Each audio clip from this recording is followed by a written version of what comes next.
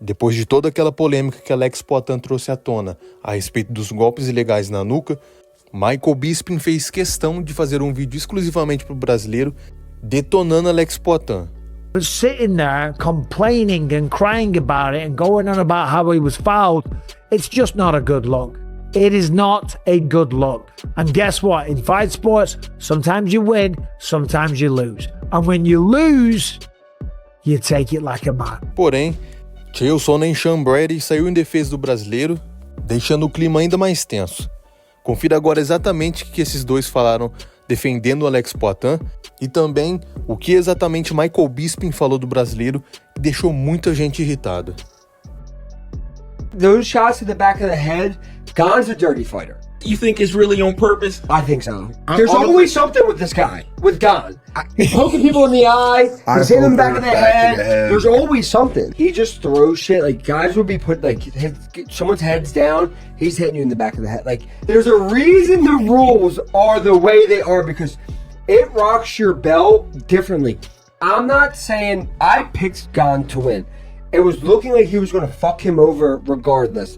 But those shots to the back of the head, you try to stand back up, you're buzzed. We gotta stop this shit. Like, guys grab fences to get away with it. Guys kick people in the nuts to get away. Like, a fucking foul is a foul. Like, I'm not just out here fouling people. Yeah. Like, I'm not poking people in the eye, I'm not grabbing. Like, you know when wrong is fucking wrong.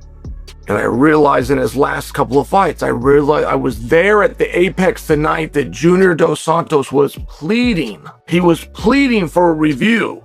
He refused to leave the ring, and Junior never complains about anything. But Junior had a complaint with this, and he refused to leave the ring, and he was showing. He went over, he grabbed Ciryl, and he was pointing to the big screen that was replaying the match, that was showing the punches to the back of the head.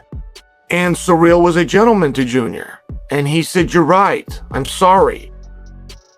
But even with that admission, it wasn't. Those were legal shots.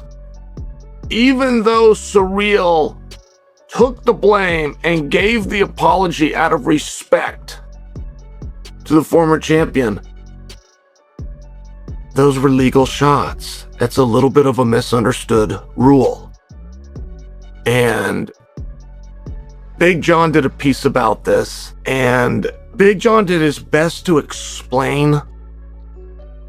Herb Dean made a piece about this and did his best to explain, but collectively, those two experts, in review, with the benefit of hindsight,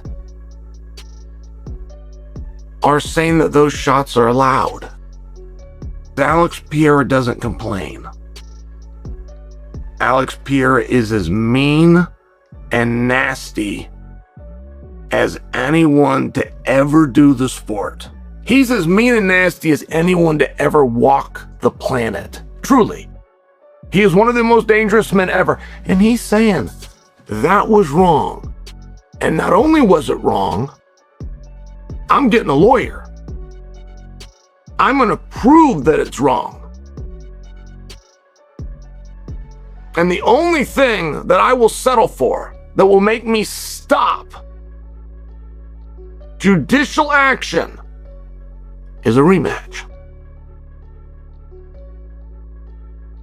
I realize the world doesn't work that way, right? I realize this coach standing up doesn't make his argument right. I realize that Alex Pereira speaking up, that doesn't make him right. But he's earned that we will listen. What people aren't understanding is if Alex is going to protest this, and he says he's going to. But as of right now, before this can go further at all, before this can go any more than a complaint, which, by the way, I think Alex should make. I think Alex versus Ciryl works. I have no problem with that as a rematch. What is Alex Pereira doing? That is the question, because ever since the fight at the White House on Sunday, where he lost fair and square, by the way. I did a video yesterday explaining the back of the head stuff and all the rest of it, and now all kinds of people are coming out. They're all attacking Herb Dean, saying, oh, he's a terrible referee. Oh, has Herb Dean made mistakes? Of course he has, 100%. It's not my job to sit here and defend Herb Dean, by the way. Herb Dean doesn't even work for the UFC. Before you all start with that nonsense, he works for the Athletic Commission. The UFC don't hire the judges, the referees and people like that. They just don't, okay? But Herb Dean's call was fine. It was fine. Was there a couple of shots that went off target? Yeah, there was. There's a good video on Twitter. It's a slow-mo. I reposted it. And it shows most of the shots were illegal. And yes, there was a couple to the back of the head. The nape of the neck, as I explained yesterday, right? But when you're moving around, shit happens. When you're trying to defend yourself and not take blows to the face or the head or wherever it is, and you're moving and you're a moving target, that's just what happens. Even Andy Foster, the California State Athletic Commission officer, head officer, chief officer, whatever it is, he said he had no problem with the stoppage. And to be honest, in some ways, it should be kind of thanking Herb Dean, because the end came and it was brutal. Ciryl Gane was landing massive shots, okay? And the final shot that would have landed was a huge right hand. Ciryl Gane pulled the arm back. He was about to swing. That final shot might have put him to sleep. But Herb Dean dives in and grabs the arm to stop it from connecting. You don't demand a rematch, because the rematch isn't going to happen. There's an interim champ and there's a heavyweight champ. And they have got massive unfinished business. So of course, that's the fight that's going to happen. I'm a fan of the body of work of Alex Pereira. I just don't like the way that he's handling this loss, okay?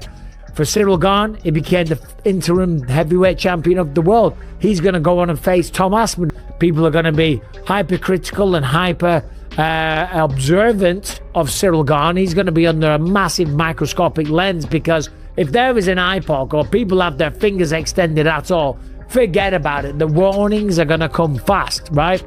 And if there's any back of the head shots or anything like that, people are going to start losing their mind, right? Even Tom Aspinall said, I think that's a bit back of the heady or something like that. I forget the exact quote what he used. Oh, they look a bit illegal. These happen in fights when someone's moving around. In fact, I saw a clip earlier today on Twitter where it was Alex Pereira and Jiří Procházka at Madison Square Garden.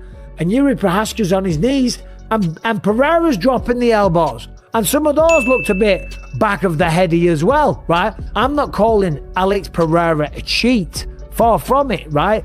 And I don't know who's advising him and allowing him to say this. Someone should pull him aside and say, look, listen, you were beaten, fair and square.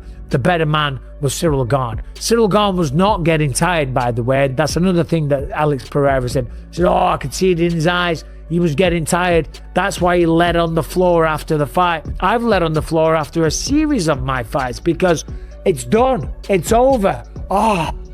Now, this isn't about Herb Dean. It's about Alex Pereira and what he's doing. Listen, he lost the fight. There's no shame in that whatsoever. But sitting there complaining and crying about it and going on about how he was fouled, it's just not a good look. It is not a good look. And guess what? In fight sports, sometimes you win, sometimes you lose. And when you lose, you take it like a man. I saw the video where he walked out of the hotel and he silences them all without saying a word.